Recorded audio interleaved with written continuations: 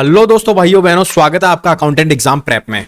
आज का इस वीडियो में marginal costing, standard costing, cash flow statement और रेशियो एनालिसिस के क्वेश्चंस करने वाले हैं। काफी अच्छे क्वेश्चंस करने वाले हैं और ढेर सारे क्वेश्चंस करने वाले हैं। एग्जाम से पहले लास्ट टेस्ट देने के लिए अगर आप ईयरफोन लगा के ये वीडियो सुन लोगे तो क्या पता कुछ क्वेश्चंस बैठ जाए। चारों टॉपिक में से कम 5 से 6 क्वेश्चन आने वाले हैं। एओ के पेपर में भी देखा था, पास जूनियर अकाउंटेंट के पेपर में भी देखा था। ये टॉपिक ही है कुछ जो मिल बांट के आए जाते हैं और ये तो फिक्स टॉपिक है जो आने ही है। Marginal costing, standard costing, cash flow statement, ratio analysis, ये टॉपिक है। मैं जल्दी जल्दी क्वेश्चंस के आंसर बताऊंगा, ज्यादा टाइम वेस्ट नहीं करूंगा। थ्योरी बेस्ड क्वेश्चन से कंप्लीट अगर आप जवाब दे सको तो अपने मन में जवाब दे देना या कमेंट बॉक्स में कमेंट करके बता देना। बढ़ते हैं पहले क्वेश्चन की तरफ। अब लास्ट टच है इसीलिए हम थोड़ा जल्दी जल्दी करेंगे, तो रुकने की कोई जरूरत नहीं है। Absorption costing is also called. Absorption costing को क्या बोला जाता है? Variable costing, total costing, marginal costing, activity based costing. क्या बोलते हैं एब्जॉर्प्शन कॉस्टिंग को? एब्जॉर्प्शन कॉस्टिंग को हम बोलते हैं टोटल कॉस्टिंग। ठीक है, क्या बोलते हैं? Total costing. बी इसका करेक्ट आंसर है। बढ़ते हैं नेक्स्ट क्वेश्चन की तरफ। Contribution can be defined as fixed cost less variable cost, sales revenue less fixed cost, sales price less total cost या sales price less variable cost। इतना easy question है, इतना ज्यादा इजी क्वेश्चन है कि इसका फॉर्मूला सबको पता है। ठीक है, sales price less variable cost, D इसका करेक्ट आंसर है। बढ़ते हैं नेक्स्ट क्वेश्चन की तरफ। When deciding to accept a special order at below the normal selling price, a firm would consider which cost? Decide to accept a special order at below the normal selling price. A firm would consider which cost? Absorption costing, marginal costing, full cost या overhead cost? कौन सी cost consider करेगी? Marginal costing consider करेगी कि उसका at least variable cost part तो निकल सके। ठीक है ना, अगर वो बिलो नॉर्मल सेलिंग प्राइस के नीचे बेच रहा है तो। ठीक है, बी इसका करेक्ट आंसर है। Which of the following is a correct description of absorption costing? कौन सा इनमें से करेक्ट डिस्क्रिप्शन है एब्जॉर्प्शन कॉस्टिंग का? All production cost are absorbed into products and unsold stock is measured at total cost of production. देखते हैं। Variable cost of products are allocated to the product and the unsold stock is measured at the total variable cost of the production. नहीं, ये नहीं होगा। All direct cost of the production are absorbed into product and the unsold stock is measured at the direct cost of production. नहीं, ये भी नहीं होगा। All production costs are absorbed into product and unsold stock is measured at direct cost of production। ये भी नहीं होगा। तो ए जो ऑप्शन था ये इसका करेक्ट आंसर है। All production costs are absorbed into products and the unsold stock is measured at the total cost of the production। ठीक है, unsold stock को total cost of production के बेस पे मेजर करते हैं। ठीक है, फोर्थ का ए आंसर है। ठीक है, absorption costing is concerned with variable costing, direct labor, fixed cost या फिर वेरिएबल एंड फिक्स्ड कॉस्ट। ठीक है, ये रहा क्वेश्चन, फिफ्थ क्वेश्चन। ठीक है, absorption costing is concerned with variable cost, direct labour, fixed cost, variable and fixed cost. किससे concerned होती है? तो ये कंसर्न्ड होती है वेरिएबल एंड फिक्स्ड कॉस्ट से। Marginal costing is a system of costing, a method of costing, A distinct technique of costing या none of this. ठीक है, देखो मेथड ऑफ जो कॉस्टिंग थे ना वो job costing, process costing, operation costing, operating costing और ये सारे तो थे मेथड। और जो ये मार्जिनल कॉस्टिंग हो गया, स्टैंडर्ड कॉस्टिंग हो गया, यूनिफॉर्म कॉस्टिंग हो गया, एब्जॉर्प्शन कॉस्टिंग हो गया, ये क्या है? ये टेक्निक ऑफ कॉस्टिंग है। ठीक है ना, ये टाइप्स ऑफ कॉस्टिंग है, तो ये टेक्निक ऑफ कॉस्टिंग है। तो ध्यान रखना है ये चीज, ये डिफरेंस बहुत इंपॉर्टेंट है। तो सी इसका करेक्ट आंसर हो जाएगा, डिस्टिंक्ट टेक्निक ऑफ कॉस्टिंग। बढ़ते हैं नेक्स्ट क्वेश्चन की तरफ। The main difference between absorption costing and marginal costing is the treatment of fixed cost. देखो अगली लाइन बोलते ही आंसर निकल गया मुंह में से। इसका मतलब क्लियरली है कि मार्जिनल कॉस्टिंग में वेरिएबल कॉस्ट को कंसीडर करा जाता है, इसमें फिक्स्ड कॉस्ट को का जो डिफरेंस है वो कंसीडर करा जाता है। ठीक है, उसमें फिक्स्ड कॉस्ट को भी कंसीडर करते हैं एब्जॉर्प्शन में, मार्जिनल में नहीं करते हैं। सी इसका करेक्ट आंसर है। Marginal cost represent cost at the margin, variable overhead, variable cost या कंट्रीब्यूशन। मार्जिनल कॉस्ट क्या रिप्रेजेंट करती है? मार्जिनल कॉस्ट रिप्रेजेंट करती है आपकी वेरिएबल कॉस्ट। ठीक है, वेरिएबल कॉस्ट निकालते हैं मार्जिनल में, इसीलिए ये वेरिएबल कॉस्ट को माइनस करके कंट्रीब्यूशन निकलता है, कंट्रीब्यूशन में फिक्स्ड कॉस्ट माइनस करते हैं तो प्रॉफिट निकलता है। ठीक है, बढ़ते हैं नेक्स्ट क्वेश्चन की तरफ। कंट्रीब्यूशन मींस, कंट्रीब्यूशन का फॉर्मूला क्या होगा? Profit plus fixed cost, profit plus variable cost, fixed cost divided by PV ratio या ऑल ऑफ द अबव। ठीक है, क्या होगा इसका फॉर्मूला? दोस्तों वैसे sales minus variable cost is equals to contribution होता है। कंट्रीब्यूशन माइनस फिक्स्ड कॉस्ट कर देते हैं तो प्रॉफिट निकल के आता है। जो कंट्रीब्यूशन माइनस फिक्स्ड कॉस्ट किया तो उस माइनस फिक्स्ड कॉस्ट को अगर प्रॉफिट साइड में ऐड कर दोगे तो भी आपका कंट्रीब्यूशन निकल के आ जाएगा। तो प्रॉफिट प्लस फिक्स्ड कॉस्ट, ए इसका करेक्ट आंसर हो जाएगा। ठीक है, ऐसे फॉर्मूला को ऊपर नीचे करके जोड़ना करना, ये कॉम्बिनेशन सेट करने होते हैं overall. Key factor is also known as, limiting factor होता है की फैक्टर। ठीक है, किसी भी चीज की स्केर्स होती है ना रिसोर्सेज, कोई भी चीज कम पड़ती है हमारे पास, जैसे लेबर कम पड़ता है या फिर कुछ भी मटेरियल कम पड़ता है तो उस चीज को हम की फैक्टर बोलते हैं, लिमिटिंग फैक्टर। ठीक है, सी इसका करेक्ट आंसर है। बढ़ते हैं नेक्स्ट क्वेश्चन की तरफ। In marginal costing fixed overhead are treated as Product cost, period cost, standard cost, abnormal cost. Fixed overhead are treated as period cost, B इसका correct answer हो जाएगा। बढ़ते हैं नेक्स्ट क्वेश्चन की तरफ। Cost volume profit analysis, CVP analysis is based on contribution per unit, profit per unit, या both A and B, या फिर none of the above. CVP analysis, cost volume profit analysis किस पे base होगा? ये होगा कंट्रीब्यूशन पर यूनिट के base पे होगा। ए इसका करेक्ट आंसर है। बढ़ते हैं नेक्स्ट क्वेश्चन की तरफ। Variable costing is also known as direct costing, indirect costing, marginal costing, या बोथ ए एंड सी। क्या होगा? वेरिएबल कॉस्टिंग को क्या बोलते हैं? वेरिएबल कॉस्टिंग को बोलते हैं डायरेक्ट कॉस्टिंग भी बोलते हैं और मार्जिनल कॉस्टिंग भी बोलते हैं। बोथ ए एंड सी इसका करेक्ट आंसर है। ठीक है, बढ़ते हैं नेक्स्ट क्वेश्चन की तरफ। Using absorption costing a unit of product includes what cost. देखो ऐसे ही कुछ क्वेश्चंस घुमा फिरा के पूछे जाएंगे, ज्यादा कुछ टेंशन लेने की जरूरत नहीं है इसमें। हम अगर मैं सारे क्वेश्चंस करा दूं ना तो मैं दावा कर दूं कि है ना इसी में से क्वेश्चन पूछा जाएगा, लेकिन अभी हम थोड़े थोड़े क्वेश्चंस कर रहे हैं 25-25, तो क्या पता इसमें से भी आ जाए, क्या पता प्रैक्टिकल पार्ट भी आ जाए। ठीक है, तो ओवरऑल घूम फिर के ऐसा ही कुछ आने वाला है। Using absorption costing a unit of product includes what cost. Unit of product includes what cost? Direct material, direct labor, direct material, direct labor, fixed overhead, direct material, direct labor, variable overhead, direct material, direct labour, variable overhead and fixed overhead. तो इसमें तीनों तो direct material, direct labour और variable overhead include होगा, plus fixed overhead भी include होगा इसमें। तो इसका करेक्ट आंसर हो जाएगा डी। डी इसका करेक्ट आंसर हो जाएगा। Product cost under absorption costing is characteristically, product cost under absorption costing is characteristically higher than under variable costing, lower than under variable costing, equal to variable costing, higher sometimes and lower sometimes than variable costing। क्या होगा इसका correct answer? इसका correct answer होगा higher than under variable costing, because उसमें fixed cost को भी हमें consider करना पड़ता है। ठीक है, इसीलिए।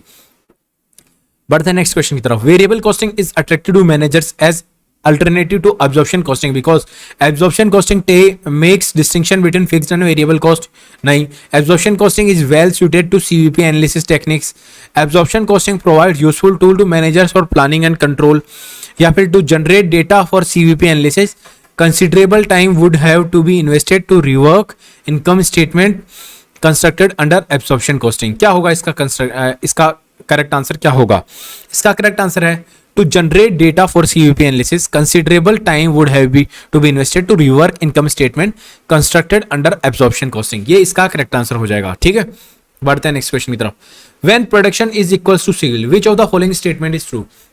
आपको तो सिर्फ इस कानों में लगा के देखना है, ऑप्शंस पढ़ने हैं, जवाब आए तो ठीक, नहीं तो मैं जो आंसर बता रहा हूं उसका ध्यान रखना है। वो क्वेश्चन आ जाए, वो आंसर आ जाए तो हिट कर जाएगा और जवाब दे देना।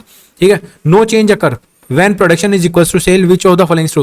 no change occurs to inventories for their absorption costing or variable costing methods। ठीक है, the use of absorption costing produce a higher net income than the use of variable costing। the use of absorption costing produces a lower net income than the use of variable costing। the use of absorption costing causes inventory value to increase more than they would through the use of variable costing। क्या होगा इसका correct answer? Options दोबारा पढ़ लो एक बार। ठीक है, questions दोबारा देख लो, ऑप्शंस दोबारा पढ़ लो, जवाब मैं बता देता हूं इसका। इसका जवाब होगा no change occurs to inventories for either absorption costing और वेरिएबल कॉस्टिंग मेथड। ठीक है, कोई चेंज नहीं आएगा, ये इसका करेक्ट आंसर है। देखो बेसिकली एब्जॉर्प्शन और मार्जिनल में इतना सा डिफरेंस है कि एब्जॉर्प्शन में फिक्स्ड कॉस्ट को भी कंसीडर किया जाता है, मार्जिनल में सिर्फ वेरिएबल कॉस्ट को कंसीडर किया जाता है, और कुछ भी डिफरेंस नहीं है। When is the break even point achieved? Break even point कब अचीव होता है? जब कॉस्ट इक्वल्स टू सेल्स हो जाती है, मतलब कॉस्ट इक्वल्स टू हमारा रेवेन्यू हो जाता है। ठीक है, when the level of contribution is equal to total cost, when the total variable costs are equal to total contribution, when the total variable costs are equal to total fixed cost, when the total contribution is equal to total fixed cost। कब होता है break even point? ठीक है, जवाब दो इसका। इतना easy question है, तो इसका करेक्ट आंसर हो जाएगा when total contribution is equal to total fixed cost. ठीक है, तब हमारा ये आ जाएगा। टोटल कंट्रीब्यूशन में जब टोटल फिक्स्ड कॉस्ट माइनस कर देंगे तो नीचे जब जीरो बचेगा ना, इसीलिए ये हमारा ये करेक्ट आंसर हो जाएगा। ठीक है, when no profit no loss वाली सिचुएशन आ जाएगी हमारे पास। ठीक है, जिसमें हमारे पास लॉस भी नहीं हो रहा, लास्ट में प्रॉफिट भी नहीं बच रहा, लास्ट में हमें लॉस भी नहीं हो रहा, फिक्स्ड कॉस्ट एक्सीड भी नहीं हो रही। ठीक है, बढ़ते हैं नेक्स्ट क्वेश्चन की तरफ। Which of the following describe the margin of safety? Margin of safety का आपको फॉर्मूला पता चलना चाहिए। ठीक है, तो इसमें क्या है? Total sales unit to break even sales volume, difference in units between the expected sales volume and the break even sales volume, the difference between sales value and variable cost, the difference between total cost and the fixed cost at break even sales volume। क्या होगा इसका correct answer? इसका correct answer guys हो जाएगा difference in units between the expected sales volume and the break even sales volume. जो expected sales volume होती है और ब्रेक इवन सेल्स होती है, उसमें जो डिफरेंस होता है वो ही मार्जिन ऑफ सेफ्टी होता है। ठीक है, 19th का ये है correct answer.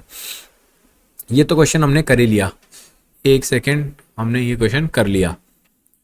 21st production cost under marginal costing includes, production cost under marginal costing क्या क्या इंक्लूड होती है? Prime cost only, prime cost and fixed overhead, prime cost and variable overhead, prime cost, variable overhead and fixed overhead क्या include करती है? ठीक है, ये करते हैं prime cost and variable overhead. C इसका करेक्ट आंसर है। Product cost under the marginal costing include prime cost and variable overhead. C इसका करेक्ट आंसर है।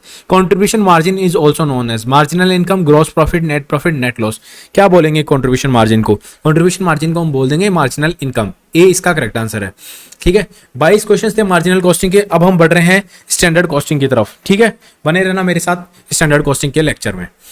A standard which assumes efficiency level of operation but which includes factors such as waste and machine downtime is known as allowance for ideal standard, normal standard, attainable standard, neither A or B।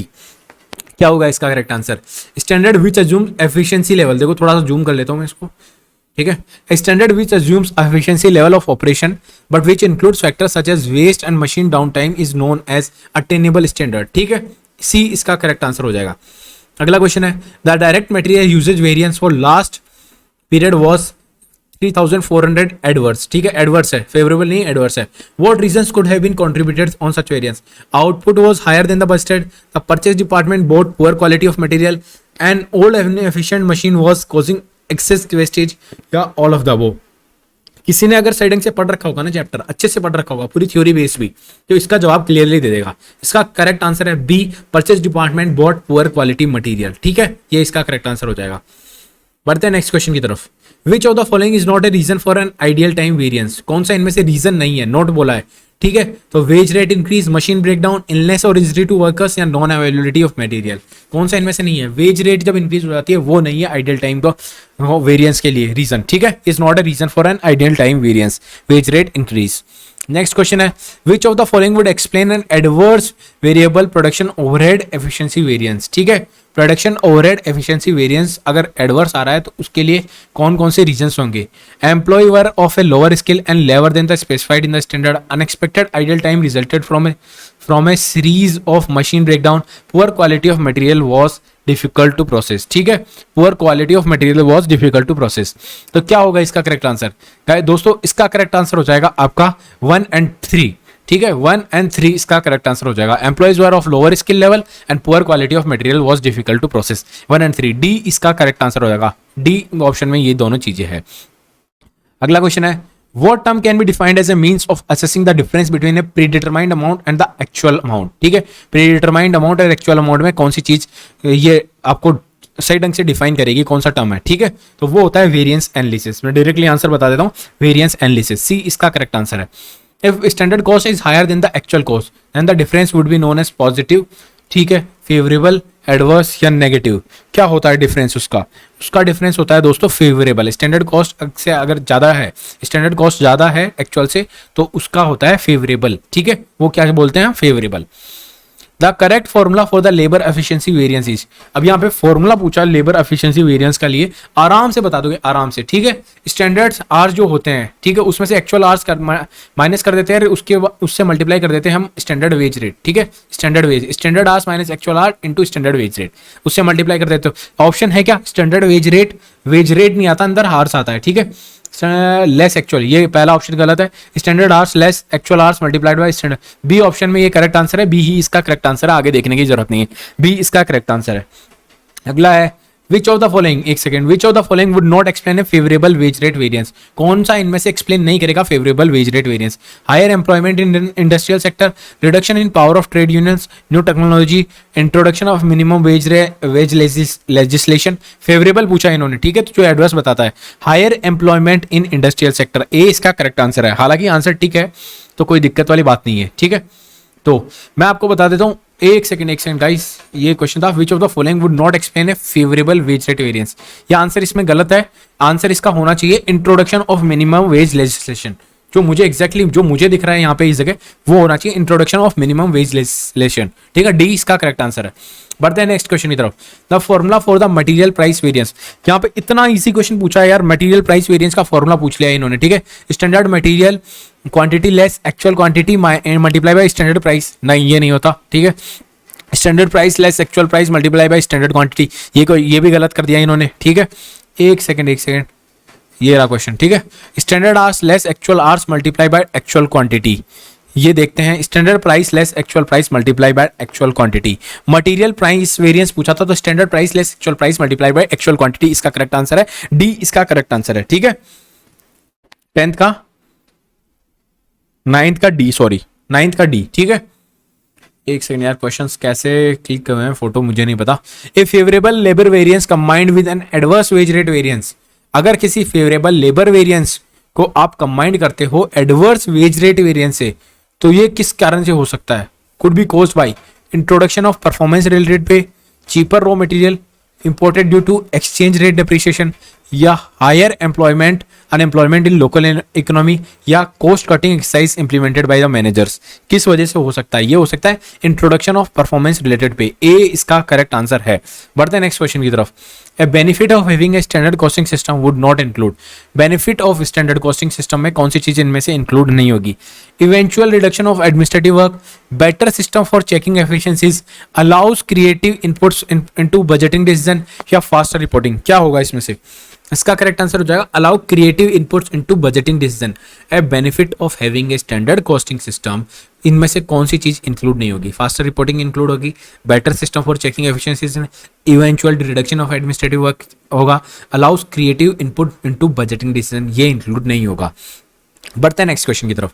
Concentrating on things that are deviating from plan research only is known as, concentrating on things that are deviating from plant result is known as management by objective, crisis management, या फिर management by exception, या standard costing. C इसका correct answer हो जाएगा management by exception, management by exception इसका correct answer हो जाएगा।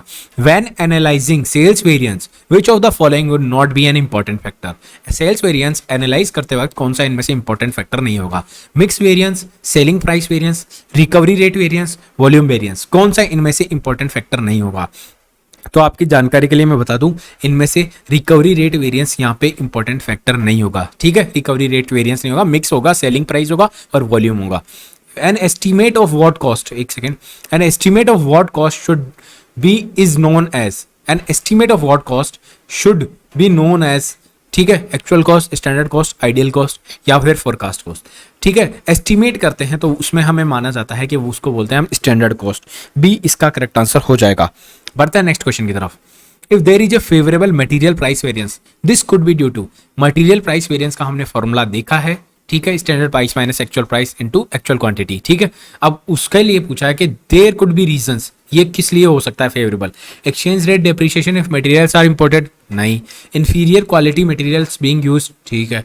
मोर wages of material incurred, या हायर वेज कॉस्ट, किस वजह से हो सकता है ये चीज? ये चीज हो सकती है inferior quality material being used, B इसका करेक्ट आंसर है। Worker being paid a rate in excess of their wages, देखो डरना नहीं है ये क्वेश्चंस का लेवल देख के, ये बहुत सिंपल क्वेश्चंस है। अगर आपने चैप्टर पढ़ा होगा तो, और चैप्टर नहीं पढ़ा तो क्या है कि थ्योरी पढ़ा रहा हूँ, कंप्लीट थ्योरी पढ़ा रहा हूँ, फॉर्मुला बेस्ड या इजी टाइप के क्वेश्चंस नहीं है ये, तो थोड़ा सा ज्यादा ऐसे मन में घबराहट मत लाना कि कहाँ से उठा के क्वेश्चंस करा रहा है। ये उन्हीं उसी बुक में से क्वेश्चन है जिसमें से फर्स्ट चैप्टर में से एओ में 4 से 5 क्वेश्चन पूछे गए थे, ठीक है। Workers being paid a rate in excess of their wage rate for working additional hours are known as overtime, price rate, commission, fees. Extra काम करने को हम क्या बोलते हैं? ओवरटाइम बोलते हैं। ए इसका करेक्ट आंसर है। A favorable total sales variance could have been the result of lower output leading to favorable total cost variance, a price cut leading to a proportionately lower increase in sales volume, a price cut leading to a proportionately higher increase in sales volume, a fall in sales volume and a price reductions. Favorable total sales volume किस वजह से हो सकता है, ठीक है। तो ये इसका रीजन है, a price cut leading to a proportionately higher increase in sales volume, ठीक है। सी इसका करेक्ट आंसर हो जाएगा। But the next question, what standard is based upon the assumption that everything operates at the maximum level of efficiency? कौन सा standard किस चीज पे बेस्ड है कि assumption पे बेस्ड है that everything operates at the maximum level of efficiency? Ideal standard, attainable standard, realistic standard, efficient standard, कौन सा है? तो वो होता है ideal standard, इस assumption पे बेस्ड होता है। ए इसका करेक्ट आंसर है। एक second, an adverse labor efficiency variance may have been caused by improved working practices, higher wage rate, machine downtime time, या फिर improved training। किस वजह से हो सकता है? ये हो सकता है मशीनरी डाउन टाइम की वजह से हो सकता है। एडवर्स लेबर एफिशिएंसी वेरिएंस, ठीक है, मशीनरी डाउन टाइम की वजह से। Which of the following would not account for adverse material variance? कौन सा इनमें से रीजन है would not account for an adverse material? General inflation, ये होता है रीजन, ठीक है। Scarcity in supply of material, ये भी होता है। पोorly trained प्रोडक्शन स्टाफ, ये भी होता है। बी जो ऑप्शन है B, raising exchange rate for important material, rising exchange rate for important, ये नहीं होता है, ठीक है। But the next question, if favourable labour efficiency variance is likely to have been caused by, labour efficiency variance favourable होता है, उसका क्या रीजन हो सकता है? Trade union conflict, higher wage producing motivational benefits. देखो क्लियरली पता चल रहा है, ठीक है। यहाँ पे पहला ही ऑप्शन में, मतलब दूसरे ही ऑप्शन में आपको पता चल गया कि आंसर क्या होने वाला है। आंसर आपका होने वाला है higher wage producing motivational benefits.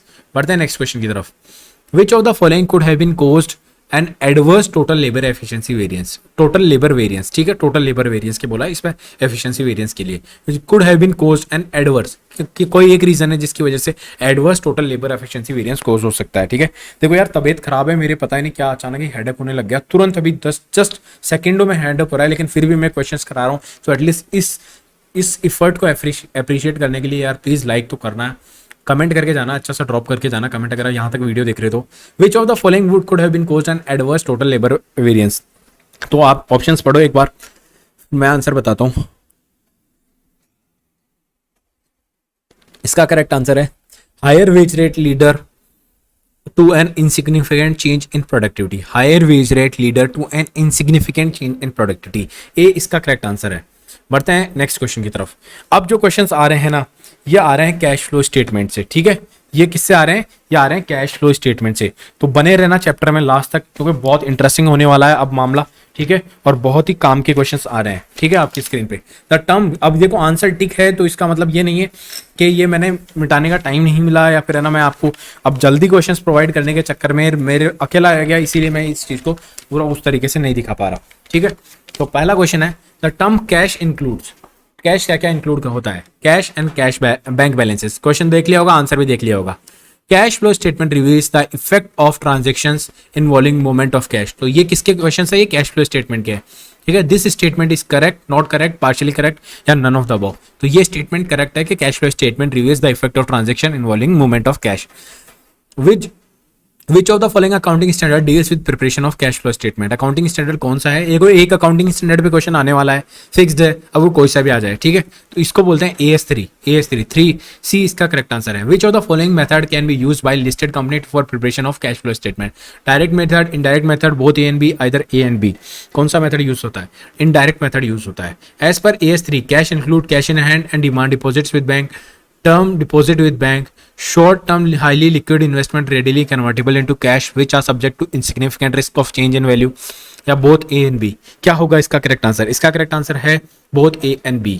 As पर AS3 क्या है? कैश फ्लो स्टेटमेंट का है। An investment normally qualifies as cash equivalent only if it has a short maturity of say 3 months और लेस, ठीक है, from the date of the acquisition, 3 months और less. D इसका correct answer है।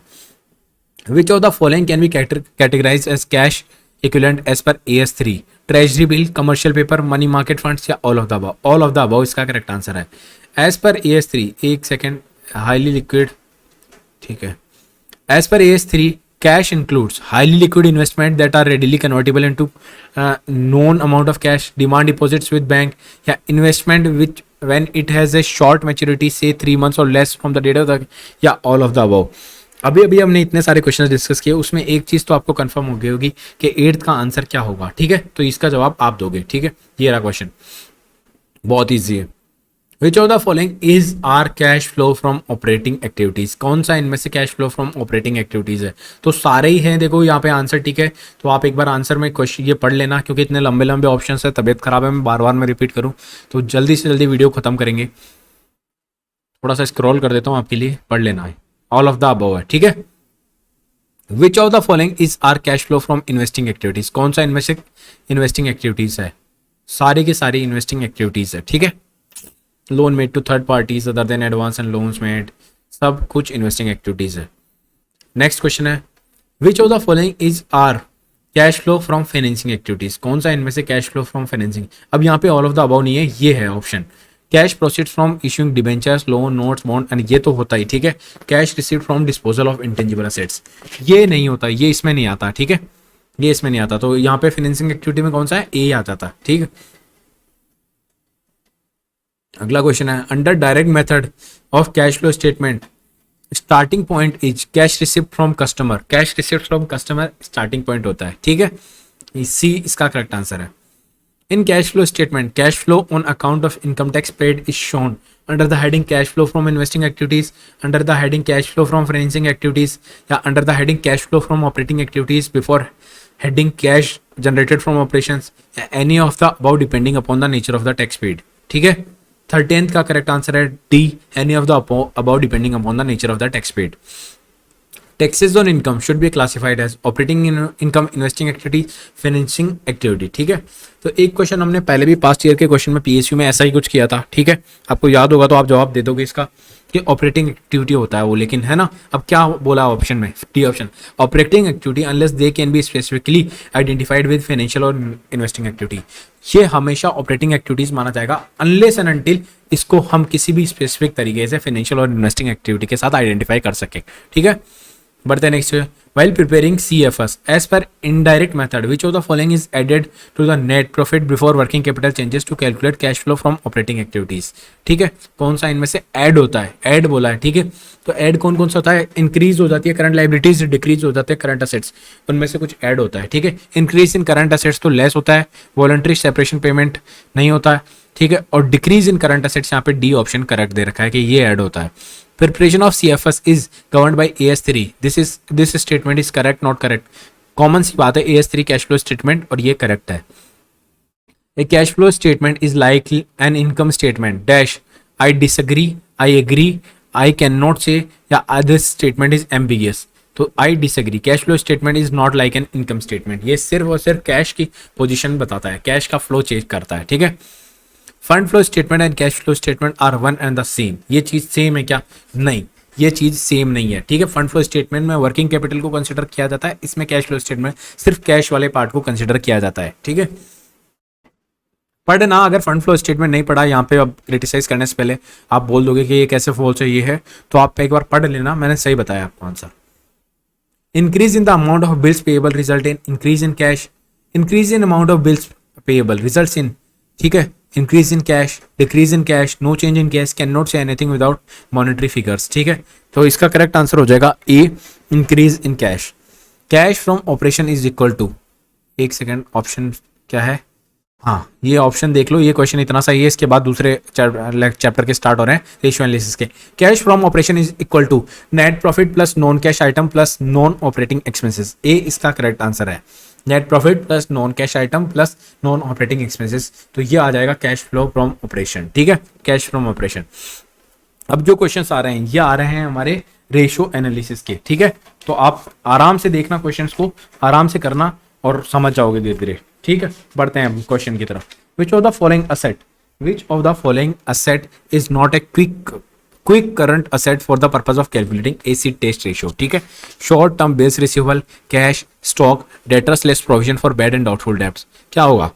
First का correct answer होगा C, stock. Dividing net sales by average debtors would yield acid test ratio, return on sales ratio, debtors turnover ratio, debtors velocity. तो सी इसका correct answer हो जाएगा।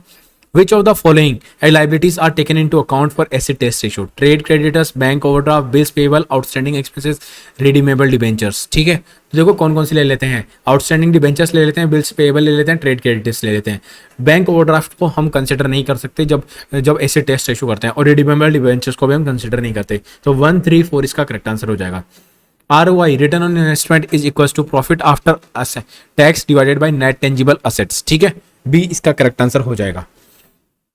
Capital gearing ratio is long term solvency ratio. अब यहाँ पे सिर्फ solvency ratio भी आ जाता ना, और यहाँ पे बाकी सारे ये long term solvency ratio option में नहीं होता, तो आपको सॉल्वेंसी रेशियो आंसर करके आना था, जो कि हुआ था। अभी जो एक क्वेश्चन आया था एओ में जिसमें लॉन्ग टर्म सॉल्वेंसी रेशियो था, और शॉर्ट टर्म सॉल्वेंसी रेशियो था या लॉन्ग टर्म था, कुछ ऐसे था, ठीक है। याद नहीं आ रहा मेरे को एग्जैक्टली क्वेश्चन कौन सा था, लेकिन उसमें सिर्फ यही ऑप्शन था, ठीक है, सॉल्वेंसी। तो अपन को सॉल्वेंसी करना था।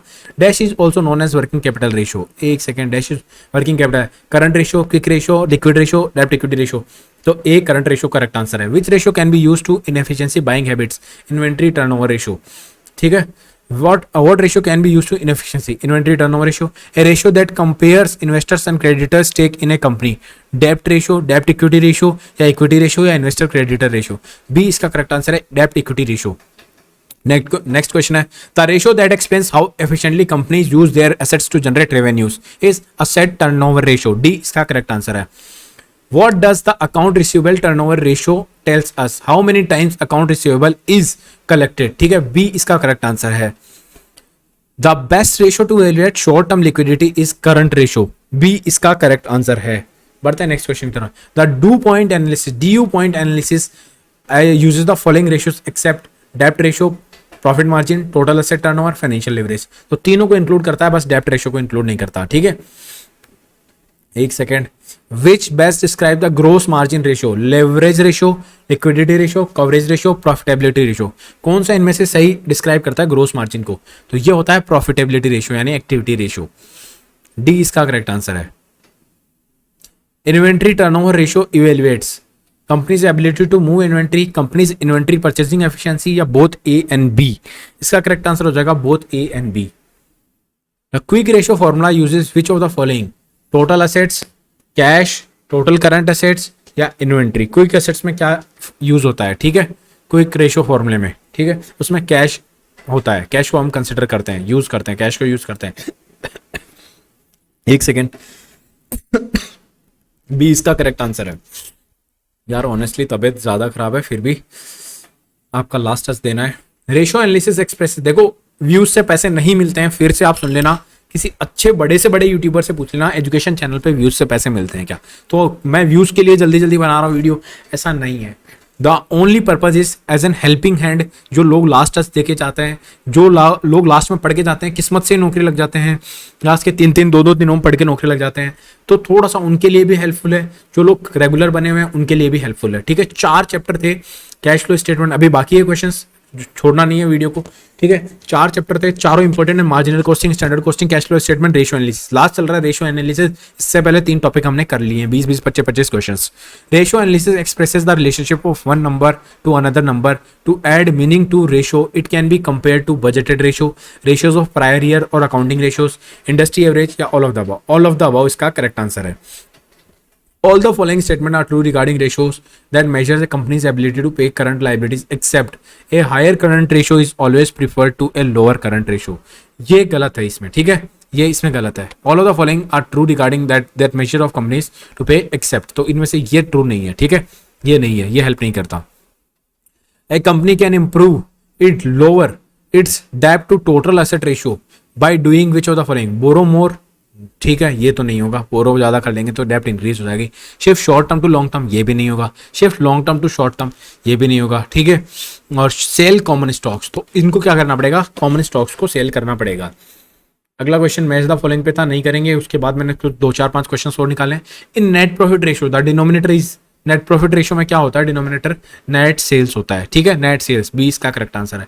Return on investment may be improved by dash increasing turnover, reducing expenses, increased capital utilization, all of the above. All of the above correct answer है. Which group of ratios? एक second. Which group of ratios shows the extent to which the firm is financed with debt? तो डेप्ट ratio show करता है जिसमें है ना extend to which firm is finance with डेप्ट show होता है. ठीक है, डेप्ट रेशियो में.